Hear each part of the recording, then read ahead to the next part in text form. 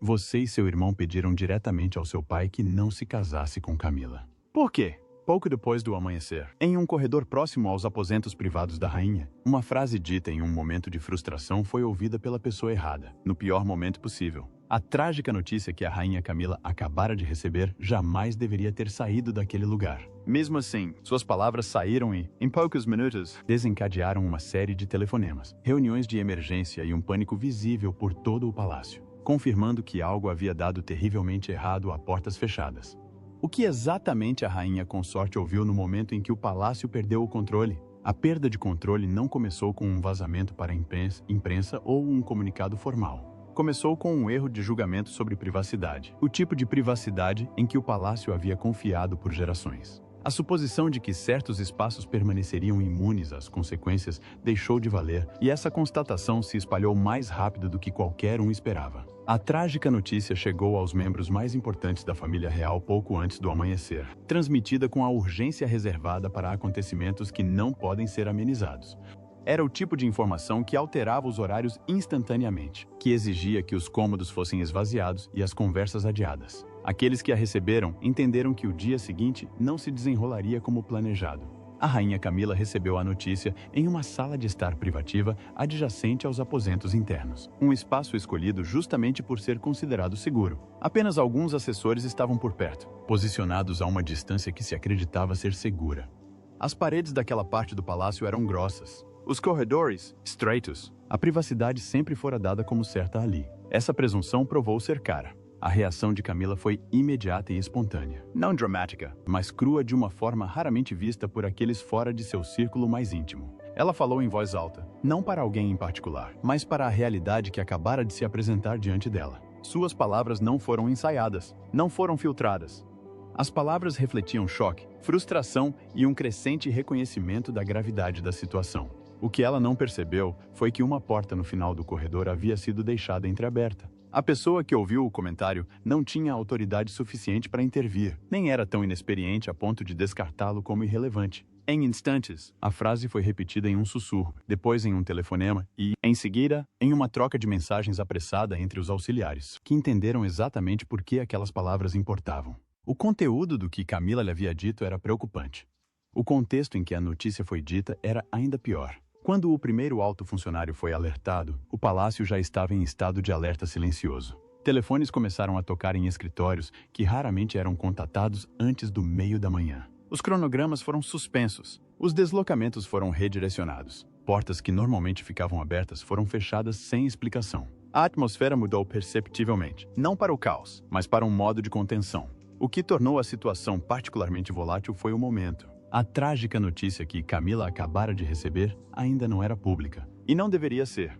A instituição não havia concordado com o reconhecimento, muito menos com uma resposta. Suas palavras ouvidas por acaso, no entanto, insinuavam tanto a gravidade da situação quanto uma consciência interna. Se ultrapassassem os muros do palácio, não revelariam apenas emoção, exporiam a sequência de eventos dentro da casa. Sequência é tudo. Aides logo percebeu que o problema não era mais a notícia em si, mas a implicação de que figuras importantes já estavam reagindo a ela.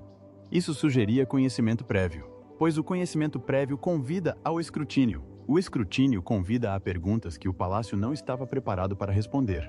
Uma chamada de emergência foi feita para o gabinete particular do rei Charles, que já estava sendo informado sobre desenvolvimentos paralelos em outras partes do palácio. A mensagem que ele recebeu foi concisa e urgente. Um comentário havia sido ouvido por acaso. Seu conteúdo não podia ser retratado, pois era necessário começar a contenção imediatamente. A primeira questão não era quem tinha ouvido o comentário, mas quem mais poderia ouvi-lo em seguida. Os funcionários do palácio entendem que a informação raramente para onde começa. Ela se move por redes, formais e informais, até encontrar resistência ou ser amplificada. Nesse caso, a resistência chegou tarde demais. A atenção se voltou rapidamente para a posição de Camila, pois a questão não era mais se ela havia se expressado mal, mas sim que suas palavras, fora de contexto, poderiam ser interpretadas como confirmação de algo que o palácio não havia reconhecido. A intenção não importava. A percepção teve impacto. A própria Camila foi informada, em menos de uma hora, de que suas palavras haviam se espalhado. O momento carregava um peso particular. Ela havia lidado com o escrutínio público por anos, mas desta vez era diferente. Não se tratava de um gesto mal interpretado ou de uma aparição inoportuna. era a exposição de uma reação sem filtros no exato momento em que a instituição precisava de disciplina. Aquelas próximas a ela descreveram sua resposta como controlada, porém abalada. Ela entendeu instantaneamente por que o palácio estava reagindo daquela forma. Sua preocupação não era consigo mesma, mas com o dano que um momento como aquele poderia causar se fosse permitido que se alastrasse sem controle. Por volta do meio da manhã, ficou claro que o palácio havia cruzado um limiar. E o que mais os perturbava não era o conteúdo do comentário ouvido por acaso, mas o que ele revelava sobre a vulnerabilidade do palácio. Mesmo os espaços mais protegidos já não estavam imunes às consequências. O palácio ainda não havia decidido como lidar com a notícia trágica que provocou a reação de Camila, mas agora tinha que enfrentar algo completamente diferente. O controle havia sido perdido, não por desafio ou exposição, mas por um momento de reação humana. E uma vez que isso acontece, nenhum protocolo consegue conter totalmente o que se segue. A notícia trágica que pôs tudo em movimento. A notícia em si não chegou com cerimônia ou aviso prévio. Aqueles que a receberam entenderam imediatamente que não se tratava de uma informação para ser assimilada gradualmente. Exigia atenção, discrição e uma reavaliação imediata do que o palácio acreditava poder controlar. A tragédia dizia respeito a um acontecimento que figuras importantes temiam em privado, mas esperavam que permanecesse distante. Não era especulativo, não foi apresentado como uma possibilidade. Foi confirmado, detalhado e acompanhado de avaliações que deixavam pouca margem para interpretação. O que tornou o momento especialmente desestabilizador foi que o conhecimento da situação dentro do palácio era propositalmente desigual, e uma decisão deliberada havia sido tomada para limitar a divulgação até que uma abordagem coordenada pudesse ser acordada. Apenas um pequeno círculo havia sido informado, escolhido não apenas por posição hierárquica, mas por necessidade. O objetivo era justamente evitar o tipo de efeito cascata que agora parecia inevitável. O rei Charles foi um dos primeiros a ser informado assim que a notícia chegou, enquanto já estava lidando com obrigações não relacionadas que logo se tornariam irrelevantes. Segundo os presentes, ele não perguntou se a avaliação estava correta. Ele se perguntou quanto tempo o palácio teria antes de ser obrigado a se pronunciar. Essa pergunta revelou a profunda ansiedade que permeava a família. A tragédia em si era grave, mas o palácio já havia enfrentado notícias graves antes. O que incomodava as autoridades era a crescente distância entre o conhecimento interno e a inevitabilidade pública. Uma vez que, bufa, essa distância se fechasse, o controle da narrativa desapareceria. A rainha Camila recebeu a notícia pouco depois, em circunstâncias que refletiam a presunção de privacidade do palácio. Sua reação foi humana, e não estratégica. Anos de disciplina e compostura pública deram lugar, ainda que brevemente, ao choque e à frustração. Ela falou com franqueza, sem imaginar que suas palavras se espalhariam. Naquele momento, a tragédia se sobrepôs ao protocolo. O palácio pagaria o preço por esse desequilíbrio mais tarde. O que desencadeou tamanho alarme não foi simplesmente o conteúdo da notícia, mas suas implicações. O acontecimento levantou questões sobre o momento oportuno, a responsabilidade e a tomada de decisões prévias. Assessores de alto escalão, assim que alertados, reconheceram imediatamente que o palácio enfrentava uma crise complexa. Havia a tragédia em si, que exigiria reconhecimento e resposta, e havia a exposição da reação interna, que sugeria conhecimento e tensão emocional nos mais altos escalões. Qualquer uma das duas situações, isoladamente, teria sido administrável. Juntas, criaram instabilidade. À medida que se espalhava internamente a notícia de que a reação de Camila havia sido ouvida, a atenção se voltou para a reconstrução. O que exatamente foi dito? Quem ouviu? Quantas versões existem agora? Cada pergunta sem resposta aumentava a ansiedade. O palácio está acostumado a lidar com fatos. Lidar com interpretações é muito mais difícil. Em uma hora, uma hierarquia informal de urgência surgiu. Alguns funcionários se concentraram em conter o comentário ouvido por acaso. Outros se voltaram para a própria notícia trágica, reconhecendo que ela não poderia mais permanecer sem resposta indefinidamente. Os dois aspectos se tornaram inseparáveis. Qualquer resposta a um inevitavelmente afetaria o outro. O príncipe William foi informado mais tarde naquela manhã, após os esforços iniciais para conter o assunto. Sua reação, segundo assessores, foi contida, mas decisiva. Ele compreendeu imediatamente que o palácio havia perdido o luxo de adiar o ocorrido. A tragédia havia deixado de ser um fardo privado e se tornado uma ameaça institucional. A preocupação de Williams não se limitava às consequências imediatas. Ele se concentrava nos precedentes. Se o palácio parecesse estar reagindo em vez de liderar, a confiança se deterioraria ainda mais. O comentário ouvido por acaso já sugeria desordem. Os próximos passos determinariam se essa impressão se consolidaria ou se dissiparia. A própria tragédia exigia um tratamento cuidadoso. Envolvia circunstâncias que afetavam profundamente a continuidade e a estabilidade. Não havia versão dos fatos em que o reconhecimento pudesse ser evitado indefinidamente. A única questão restante era se o reconhecimento viria por meio de divulgação controlada ou revelação forçada. Conforme a manhã avançava, ficou claro que a segunda opção se tornava cada vez mais provável. A informação tinha uma maneira de circular pelo ecossistema do palácio que nenhum protocolo conseguiria controlar completamente. Os funcionários do palácio conversavam, os telefones vibravam, os olhares se demoravam demais e até o silêncio comunicava inquietação. O que unia todos os envolvidos era o reconhecimento de que o palácio não estava mais operando a partir de uma posição de força, já que a tragédia havia eliminado qualquer margem de erro. Ao meio-dia, o clima interno havia mudado de alarme para uma concentração sombria. Não se tratava mais de evitar o pânico, mas sim de lidar com ele. A notícia trágica que desencadeou tudo permanecia oficialmente ignorada. Mas, dentro do palácio, sua gravidade já moldava comportamentos, tons e expectativas. Cada conversa agora carregava um tom tenso. Cada decisão parecia provisória. A instituição esperava administrar esse momento de forma discreta, cautelosa e em seus próprios termos. Em vez disso, deparou-se com uma realidade que há muito tentara adiar. A tragédia chegara e, com ela, uma perda de controle que não poderia ser facilmente revertida. O que Camila disse e por que aterrorizou o palácio? Certa manhã, o palácio já não tentava determinar se as palavras de Camila tinham sido ouvidas. Essa questão fora respondida de forma decisiva. O foco mudou para algo muito mais perigoso. O que exatamente tinha sido ouvido e por que razão aquilo tinha um poder tão desestabilizador? O comentário em si não tinha um tom dramático. Não se tratava de uma declaração, nem de uma confissão, nem de uma acusação. O que a tornava alarmante era a clareza com que foi proferida num momento de reação impulsiva. Referia-se à consequência e não à possibilidade. Implicava a consciência não só da notícia trágica, mas também da sua inevitabilidade. Ao fazê-lo, reduziu drasticamente a distância entre a compreensão interna e a suposição externa. Essa redução foi o que mais assustou os funcionários do palácio.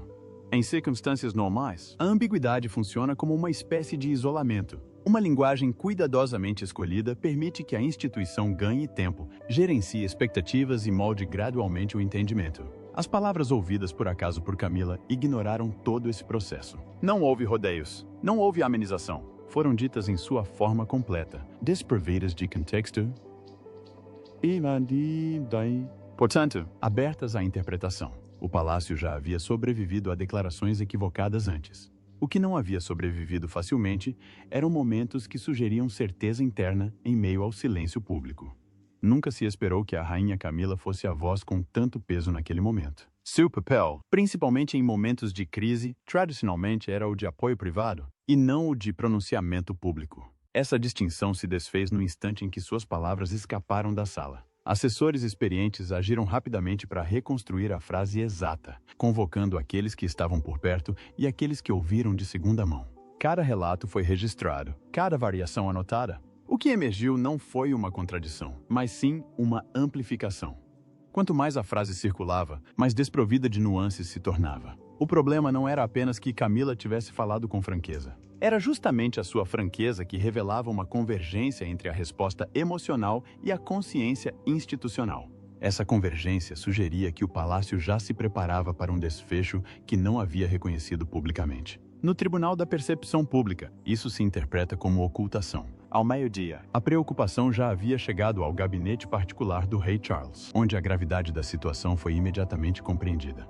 Não se tratava mais de gerir um vazamento, tratava-se de gerir as implicações. Assim que se disseminasse a ideia de que figuras importantes estavam reagindo em privado a notícias ainda não divulgadas, a confiança se deterioraria rapidamente. A princesa Anne estava entre os consultados. Sua avaliação foi muito direta. O comentário, disse ela, não podia ser desfeito. Qualquer tentativa de negá-lo ou minimizá-lo só aumentaria a suspeita. O palácio precisava partir do princípio de que as palavras, ou algo semelhante a elas, viriam à tona externamente. Essa premissa alterou os cálculos imediatamente. Anne alertou que o risco mais significativo não residia no que Camila havia dito, mas no que o silêncio implicaria agora. Se o palácio não abordasse prontamente a tragédia subjacente, o comentário ouvido por acaso seria interpretado como prova de duplicidade. Mesmo uma resposta tardia suscitaria acusações de manipulação. O príncipe William ecoou essa preocupação sob uma perspectiva diferente. Ele focou nas consequências para as próximas gerações. A credibilidade futura da monarquia, argumentou ele, dependia de evitar a aparência de vazamento emocional combinado com a omissão institucional. Se o público acreditasse que a verdade estava sendo manipulada em vez de compartilhada, a confiança sofreria danos a longo prazo. O que tornou a situação particularmente volátil foi que as palavras de Camila não se limitaram a reconhecer a tragédia. Elas sugeriram inevitabilidade. Essa implicação restringiu o leque de explicações plausíveis que o palácio poderia oferecer posteriormente. Qualquer declaração futura seria agora avaliada sob a premissa de que o desfecho já era conhecido de antemão. Foram feitos esforços para conter a disseminação interna do comentário, mas com pouco sucesso. Os ambientes do palácio são complexos. Os funcionários transitam entre os departamentos, as conversas se sobrepõem. Até mesmo a cautela pode ser um sinal de alerta. Quanto mais as autoridades tentavam conter o problema, mais evidente se tornava que a contenção já estava comprometida. A própria Camila foi informada sobre a reação às suas palavras. Os presentes descreveram sua resposta como serena, mas visivelmente perturbada. Ela compreendeu imediatamente o motivo do alarme no palácio. A constatação de que um momento de emoção genuína havia se tornado um problema institucional pesava muito. Ela não tentou reformular ou justificar o que havia dito. Segundo pessoas próximas a ela, reconheceu que as palavras refletiam exatamente o que sentira naquele momento. Essa honestidade, embora admirável em privado, não oferecia nenhum remédio em público. O palácio agora enfrentava uma escolha difícil: tentar acelerar o reconhecimento da tragédia, correndo o risco de uma preparação incompleta, ou permanecer em silêncio e esperar que o comentário não viesse à tona, sabendo que, se viesse, o dano seria muito maior. No início da tarde, ficou evidente que o comentário ouvido por acaso já havia alterado a dinâmica interna, com as reuniões do palácio assumindo um tom mais tenso. A linguagem tornou-se mais cautelosa. Cada frase era analisada minuciosamente em busca de possíveis implicações secundárias. O Palácio Real não estava mais operando em antecipação a uma crise. Em vez disso, agora vivia um verdadeiro pânico a portas fechadas. Quando o palácio finalmente compreendeu a dimensão do que havia sido desencadeado, a atmosfera dentro de seus muros já havia se transformado de preocupação em algo muito mais desestabilizador. Não se tratava do pânico visível de vozes alteradas ou saídas apressadas. Era o pânico silencioso e sistêmico que surge quando uma instituição percebe que está reagindo em vez de liderar. Muitas outras reuniões de emergência foram convocadas em rápida sucessão. Algumas formais, outras improvisadas, todas marcadas por um nível de urgência que transcendia a hierarquia padrão. Salas que normalmente abrigavam briefings cerimoniais foram reaproveitadas para a avaliação de crises. Os funcionários receberam instruções para limitar seus movimentos, não por sigilo, mas por medo de que cada interação agora representasse um risco. A questão central não era mais se as palavras ouvidas por Camila viriam à tona. Era quanto tempo restava antes que isso acontecesse e quais danos já poderiam ser irreversíveis. Em gestão de crises, a incerteza costuma ser pior do que a exposição, e agora ela domina todas as discussões. O rei Charles era informado continuamente à medida que a situação evoluía. Os presentes notaram que suas respostas eram ponderadas, mas a rapidez com que ele solicitava atualizações demonstrava preocupação.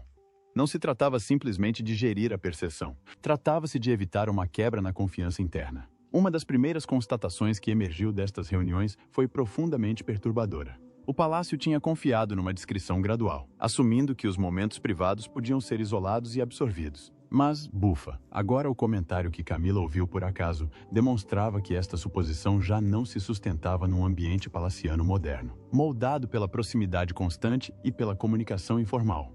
À medida que os agentes tentavam rastrear a disseminação interna da sentença, encontraram resistência não por desafio, mas por inevitabilidade. Muitas pessoas já tinham ouvido alguma versão dela.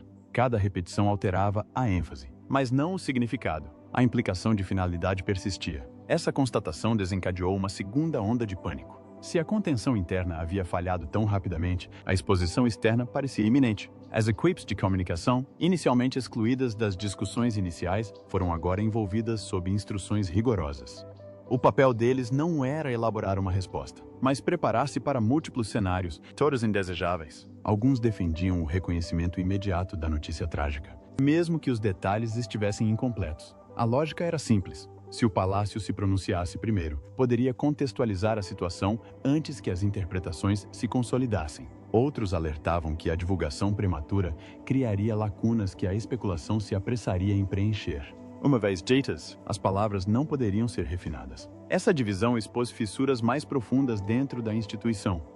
Durante uma dessas reuniões, a princesa Anne interveio novamente, interrompendo o debate processual com sua franqueza característica. Ela alertou que o pânico em si havia se tornado a ameaça mais significativa. O palácio, disse ela, corria o risco de reagir ao medo em vez de aos princípios. Qualquer decisão tomada a seguir definiria não apenas esta crise, mas também a credibilidade de futuras crises. A avaliação de Anne reformulou a discussão. A questão não era velocidade versus cautela, mas sim coerência. Qualquer resposta que parecesse fragmentada ou reativa confirmaria as piores suposições que já circulavam internamente. A unidade, mesmo em silêncio, importava mais do que a pressa. Contudo, o silêncio tornava-se cada vez mais difícil de defender. Conforme a tarde avançava, surgiram relatos de que investigações externas haviam começado, sutis a princípio, depois mais incisivas. Jornalistas faziam perguntas que sugeriam um conhecimento parcial, não das palavras exatas de Camila, mas de atividades incomuns dentro do palácio. Movimentos haviam sido notados, horários alterados. O estado de alerta elevado da instituição tornou-se visível. Essa visibilidade intensificou o pânico. Embora o palácio seja hábil em lidar com ameaças conhecidas, ele enfrenta maiores dificuldades quando seu próprio comportamento se torna o sinal. Os funcionários perceberam que agora estavam em um ciclo vicioso. O medo gerava ação. A ação gerava atenção. A atenção intensificava o medo. Em salas menores, longe das reuniões formais, conversas privadas se desenrolavam, revelando o peso emocional do momento. Alguns assessores expressaram frustração com o fato de que uma única frase impensada pudesse comprometer anos de disciplina rigorosa.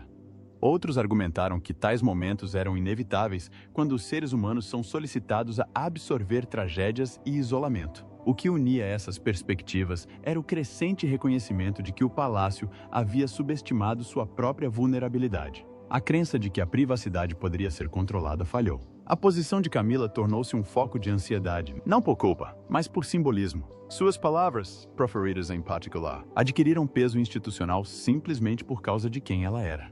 Isso levantou questões incômodas sobre quanta expressão emocional as figuras importantes poderiam se dar ao luxo de demonstrar, mesmo a portas fechadas. No início da noite, um consenso começou a surgir. Frágil, mas necessário. O palácio não podia permitir que o pânico ditasse as ações. Qualquer resposta que viesse a seguir precisaria ser deliberada, disciplinada e alinhada, mesmo que isso significasse suportar um período de intensa incerteza. O rei endossou essa abordagem, enfatizando a importância da firmeza. Ele reconheceu o dano já causado, mas alertou contra o agravamento da situação por meio de decisões precipitadas.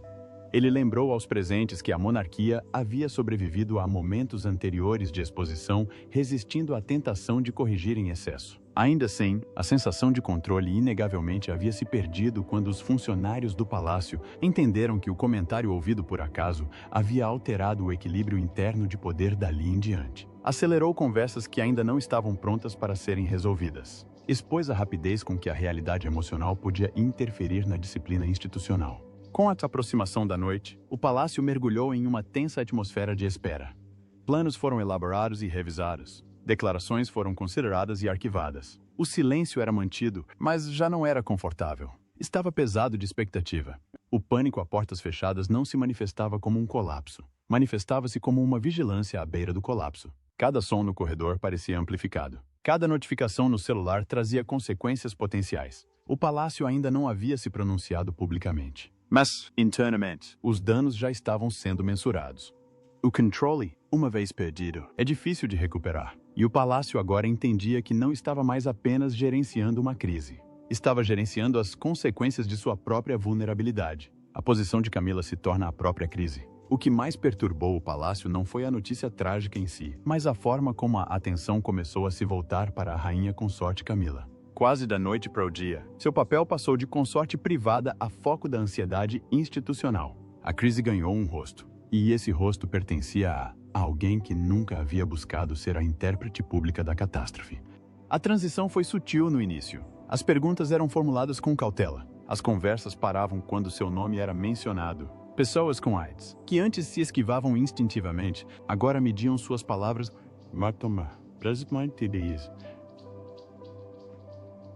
compar nós tem sai carbureto de direto. Em momentos de instabilidade, as instituições gravitam em torno de símbolos e Camila havia se tornado um deles. A rainha Camila compreendeu a mudança quase imediatamente. Aqueles próximos a ela descreveram uma crescente percepção de que sua presença agora tinha peso. Cada movimento corria o risco de ser interpretado como uma reação. Dentro do palácio, altos funcionários debatiam como proteger tanto Camila quanto a instituição sem dar a entender que estavam recuando. A preocupação não era com o discernimento ou a lealdade dela, mas sim com a percepção. Num momento marcado pelo pânico, a percepção se sobrepõe à intenção, e as reações privadas dos membros da família real refletiam essa tensão. O rei Charles estava plenamente consciente de que a vulnerabilidade de Camila agora se cruzava com a autoridade da coroa. Seu instinto era protegê-la, mas a proteção trazia seus próprios riscos. Qualquer esforço visível para protegê-la poderia ser interpretado como consolidação, em vez de cuidado. Charles optou pela discrição. Limitou a exposição dela sem explicações. Uma decisão que equilibrou a preocupação com a imagem pública. Não haveria aparições, compromissos não agendados, nem oportunidades para interpretações equivocadas. Isso não era isolamento, mas sim proteção. A princesa Anne abordou a situação de forma diferente. Ela não se concentrou em proteger Camila do escrutínio público, mas em estabilizar a narrativa em torno dela. Anne conversou em particular com os mais envolvidos na crise. A administração, lembrando-lhes que a personalização do pânico era perigosa. A instituição, argumentou ela, não deveria permitir que a ansiedade se unisse em torno de um indivíduo. A intervenção de Anne foi importante porque reformulou a questão. O problema não era que Camila tivesse falado. Era que o palácio não estava preparado para o custo humano de absorver a tragédia e o silêncio. Se alguém era culpado, era um sistema que esperava compostura perfeita em todos os momentos. O príncipe William enxergou a situação sob uma perspectiva mais ampla. Ele reconheceu que a situação de Camila ilustrava uma vulnerabilidade mais ampla. A preocupação de Williams não era com as consequências imediatas, mas com o precedente. Se Camila podia se tornar o centro de uma crise por causa de um único momento ouvido por acaso, qualquer outra pessoa também poderia. A instituição precisava se adaptar não suprimindo a humanidade, mas reconhecendo seus limites. Apesar dessas recalibrações internas, o risco externo persistia. Quanto mais tempo o palácio permanecesse em silêncio, mais precária a posição de Camila parecia. A especulação prospera na ausência, e a ausência começara a definir o espaço público ao seu redor. Dentro do palácio, os planos de contingência foram discretamente ajustados. Se o comentário ouvido por acaso viesse à tona, a resposta precisaria desvincular as palavras de Camila da intenção institucional, o que exigia uma preparação cuidadosa. Qualquer declaração teria que reconhecer a emoção sem validar suposições. Era um caminho estreito. A própria Camila era mantida informada, mas não sobrecarregada com a estratégia. Aqueles que a aconselhavam acreditavam que envolvê-la demais na gestão da crise só aumentaria o estresse. Ela aceitou isso com visível serenidade, embora a tensão fosse evidente. Anos lidando com o escrutínio não a prepararam para ser vista como a voz do pânico. O custo emocional dessa percepção pesava muito. Camila sempre se esforçou para projetar estabilidade, principalmente em momentos de dificuldade pública. Ser associada agora à instabilidade, no entanto, era como uma falha pessoal. As pessoas mais próximas a ela enfatizaram que essa interpretação era injusta, mas a justiça raramente prevalece em momentos de crise.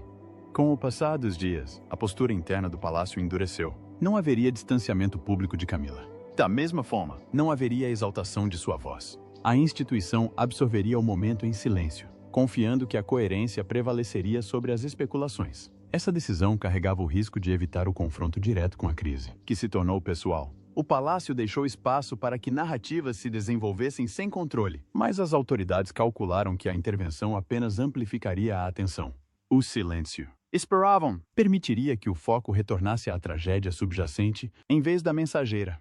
O que ficou claro foi que a posição de Camila havia mudado fundamentalmente. Ela não era mais apenas uma figura adjacente à crise. Ela havia se tornado parte da sua própria raiz. Essa realidade moldaria a forma como o palácio operaria dali em diante. O custo de ser vista como a voz do pânico não é facilmente mensurável. Isso corrói a confiança sutilmente, alterando a forma como as palavras são recebidas muito tempo depois que o momento passa. O palácio entendeu isso e se ajustou de acordo, limitando a exposição de Camila e reforçando a estabilidade em outras áreas.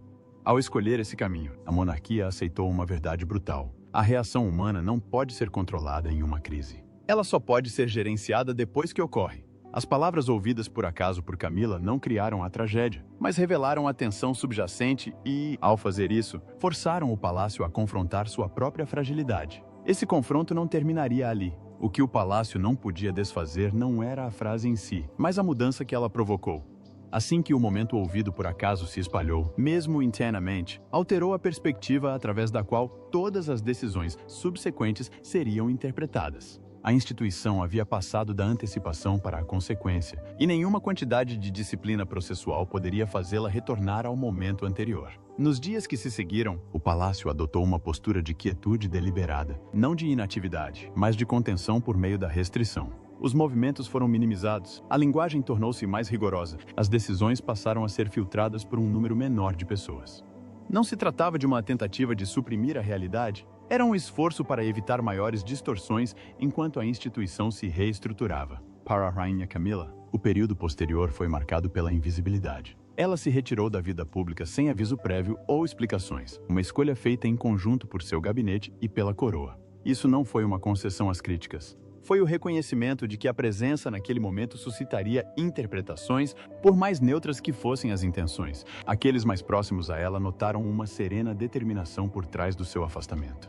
Camila compreendeu que o palácio estava agora a lidar com um problema que ainda não podia nomear publicamente. O seu papel, paradoxalmente, era o de não dizer nada. O silêncio tornou-se uma forma de serviço. A própria instituição começou a mudar de forma em função desse silêncio. Práticas informais foram formalizadas. Conversas que antes aconteciam casualmente passaram a ser agendadas, gravadas e controladas. O palácio aprendeu abruptamente que as suposições sobre privacidade já não correspondiam à realidade. Essa constatação teve implicações que iam muito além da crise imediata.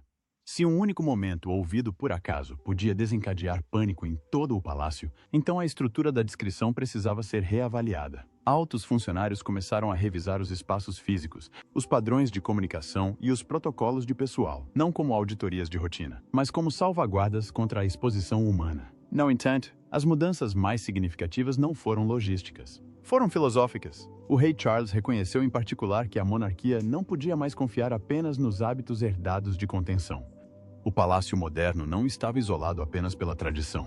Existia dentro de uma densa rede de proximidade, tecnologia e vulnerabilidade humana. O modelo antigo pressupunha que o silêncio poderia ser preservado. A nova realidade exigia que a verdade fosse antecipada. Esse reconhecimento não se traduziu na divulgação imediata da trágica notícia que desencadeou a crise. O palácio continuou a deliberar cuidadosamente, ciente de que um reconhecimento prematuro poderia gerar ainda mais instabilidade. Mas os critérios para o silêncio haviam mudado. Não bastava mais perguntar se a instituição estava pronta para se pronunciar. Agora, era preciso questionar se o silêncio contínuo seria interpretado como evasão. William começou a defender internamente limites mais claros. Não a abertura constante, mas momentos definidos em que o reconhecimento deveria prevalecer sobre o controle. Essa abordagem representava um afastamento dos instintos antigos e encontrou resistência. Mas a lógica era difícil de contestar. O palácio havia sido conquistado não pela malícia, mas pela humanidade. A princesa Anne reforçou esse pensamento com sua franqueza característica. Ela argumentou que as instituições falham não quando vivenciam emoções, mas quando fingem que elas não existem. O palácio, disse ela, precisava construir sistemas que levassem em conta a resposta humana, em vez de puni-la após a exposição. Essa perspectiva começou a influenciar discretamente o planejamento. Os protocolos de crise foram revisados para incluir mecanismos de apoio a figuras importantes que recebessem notícias devastadoras, não para gerenciar a imagem, mas para gerenciar o risco decorrente do isolamento. A suposição de que a contenção emocional equivalia à força institucional foi questionada pela primeira vez em anos. Externamente, o silêncio do palácio continuou a gerar especulações, mas de forma mais discreta do que muitos temiam. A ausência de declarações reativas impediu que os rumores ganhassem força. Os observadores perceberam uma atmosfera de seriedade e não de caos. Esse desfecho reforçou a crença de que a contenção, quando intencional, ainda conferia autoridade. Internamente, porém, o custo do momento permanecia. A confiança fora testada, não quebrada, mas abalada. Alguns assessores questionaram se a instituição não teria exigido demais de suas figuras mais importantes. Outros se perguntavam se crises futuras poderiam ser enfrentadas sem uma exposição semelhante. Essas perguntas não trouxeram respostas imediatas, mas persistiram. O que não podia ser desfeito era o conhecimento adquirido. O palácio agora entendia que sua maior vulnerabilidade não era o escrutínio externo, mas a expectativa interna. A expectativa de que a tragédia pudesse ser absorvida em particular, indefinidamente, sem consequências. Essa crença havia sido silenciosamente desmantelada. As palavras que Camila ouviu por acaso tornaram-se um ponto de referência nas discussões internas, embora raramente mencionadas, simbolizavam uma fronteira ultrapassada, não intencionalmente, mas pela realidade. Daquele momento em diante, o palácio passou a encarar o silêncio de forma diferente. Não se presumia mais que ele fosse seguro por padrão. Com o passar das semanas, a instituição retomou seu ritmo externo, mas com ajustes sutis. Os compromissos passaram a ser planejados com maior antecedência. Os espaços privados foram reavaliados, as estruturas de apoio foram fortalecidas. Essas mudanças não eram visíveis ao público, mas eram importantes. A tragédia que desencadeou a crise eventualmente exigiria reconhecimento em seus próprios termos. Esse acerto de contas ainda estava por vir, mas o palácio já havia sido transformado pelo momento que o precedeu. O que o palácio não podia desfazer era a exposição de sua própria fragilidade. E nessa exposição residia uma força inesperada, a oportunidade de adaptação. A monarquia não desmoronou sob o peso de uma única frase ouvida por acaso. Absorveu a experiência, aprendeu com ela e mudou de rumo. Não de forma dramática, não publicamente, mas decisivamente. E uma vez iniciada essa mudança, não há como retornar ao conforto das antigas suposições. O palácio seguirá em frente, mas o fará ciente de que o controle não está mais garantido apenas pelo silêncio.